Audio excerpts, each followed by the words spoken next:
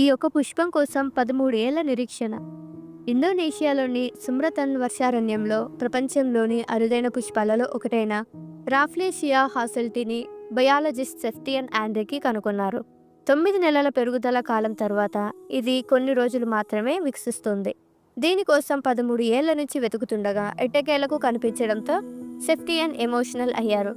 దట్టమైన అడవుల్లో తిరిగే పులులే దీన్ని ఎక్కువగా చూస్తాయట.